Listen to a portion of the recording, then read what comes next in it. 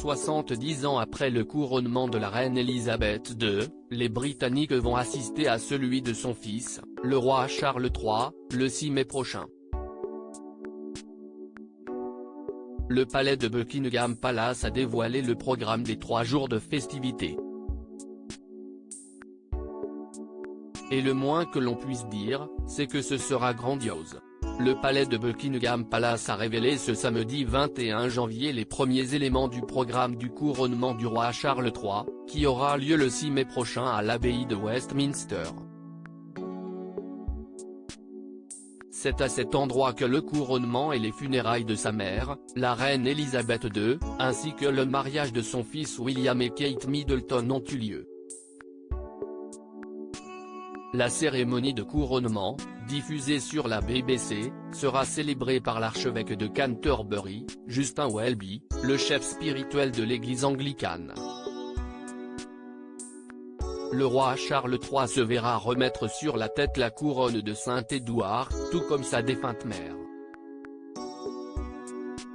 Le palais de Buckingham avait d'ailleurs révélé qu'à partir du 4 décembre, la pièce maîtresse historique des joyaux de la couronne a été retirée de la Tour de Londres pour permettre le début des travaux de modification avant le couronnement. L'épouse du roi Charles, Camilla Parker Bowles, sera, elle aussi, couronnée à l'abbaye de Westminster. Une grande première depuis la reine-mère, épouse du roi George VI. Comment vont se dérouler les 3 jours de festivités? Le 6 mai prochain, Charles III et sa femme Camilla arriveront à Westminster depuis le palais de Buckingham dans une procession appelée la procession du roi. Après la cérémonie de couronnement, ils retourneront au palais de Buckingham dans le cadre de la procession du couronnement, pour laquelle ils seront rejoints par d'autres membres de la famille royale.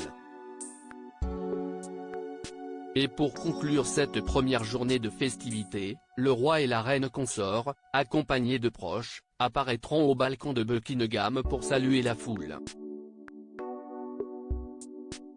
Le lendemain de la cérémonie, le dimanche 7 mai, aura lieu un concert au château de Windsor, retransmis sur la BBC, avec des icônes de la musique internationale et des stars contemporaines. Pour l'heure, le palais de Buckingham n'a pas dévoilé la liste des artistes qui performeront sur scène. Plus tard dans la soirée, des lieux emblématiques du Royaume-Uni seront illuminés.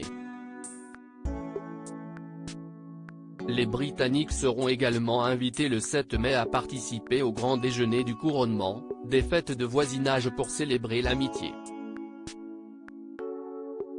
Des milliers d'événements devraient avoir lieu dans les rues, parcs et jardins, selon le palais de Buckingham.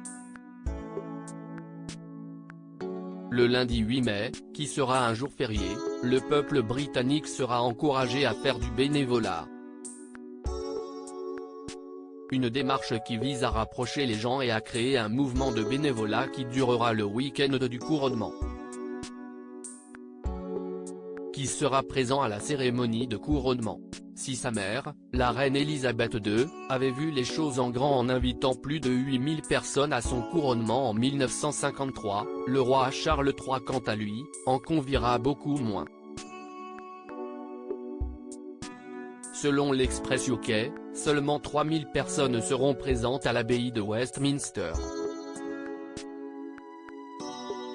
Mais il y a une question qui brûle les lèvres de tous les Britanniques, le prince Harry et son épouse Meghan Markle feront-ils le déplacement pour le couronnement?